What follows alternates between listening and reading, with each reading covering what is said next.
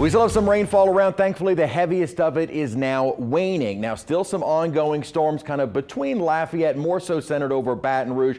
That rain does extend up toward Amite, though it's not as much of a flooding issue because it hasn't been nearly as long ongoing as it has been over in Baton Rouge. But we'll see what continues over the Amite area. Certainly some heavy downpours. And elsewhere on the North Shore, getting more breaks and finally seeing the rainfall end. And really, a few little light sprinkles over the city. Really, the first of the rains we have seen for much of the day. Had some rainfall earlier this morning, and that would allowed for only about a trace of rain, not a trace of rain, but a quarter of an inch of rain at Kenner.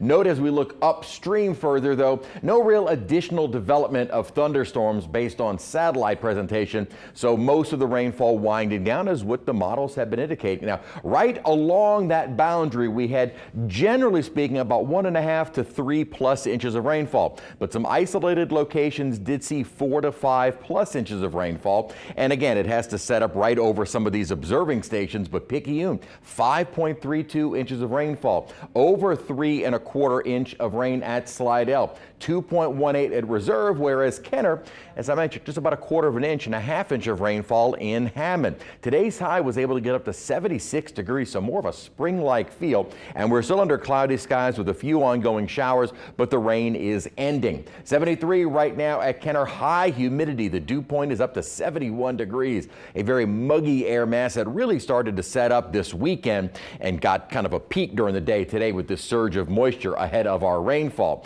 Now, dew point still upper 60s and low 70s. They'll be the same during the day tomorrow. Really not starting to feel any cooler or definitely drier air moving in until later tomorrow evening. So I think for the morning drive in, we may have some rainfall around and it will still be warm and humid. The evening drive home for most will still be kind of warm and humid. It really won't be until probably about the 7 to 8, 9 o'clock hour time frame tomorrow night that we start to get into the cooler and drier air. In the 60s and low 70s outside at the moment. And here is that kind of first wave of rainfall. The next wave, really, there's no rainfall along it. Here is the boundary that is up into Texas. That is our cold front.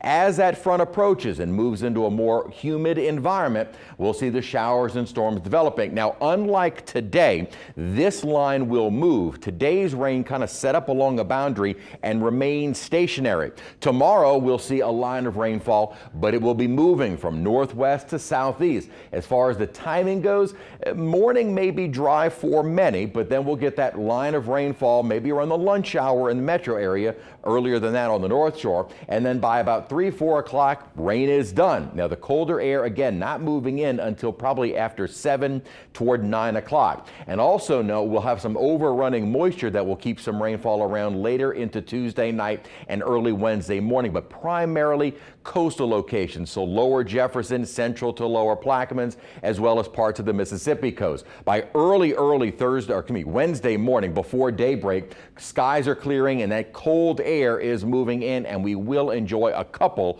of chilly days. Our rainfall threat for flooding tomorrow, much lower than it was today, because today we were expecting kind of a band of rain to set up and not a whole lot of movement. We're expecting kind of more training. Tomorrow's rain won't be training, it will be moving. And as far as what additional rainfall totals we will see, only expecting another couple of inches. Now, in a short period of time, that could lead to some flooding, but the rainfall totals that we're anticipating for tomorrow, not nearly as high as what we saw today. So we'll go with another weather impact alert just because of the low end threat for some street flooding. But again, not going to be the same setup. That line of rain will be moving, so it won't be that long duration rain that we saw, especially from the river parishes of the North Shore, where the rain just did not end all day. It'll be chilly by Wednesday. We're looking at morning lows 40s and highs in the mid 50s. A light freeze is back for Thursday morning and a high of 58. Then we're already back to a southeasterly wind and a milder end to the week. And as we head into the weekend, mostly cloudy skies, highs in upper 60s and a few spotty showers.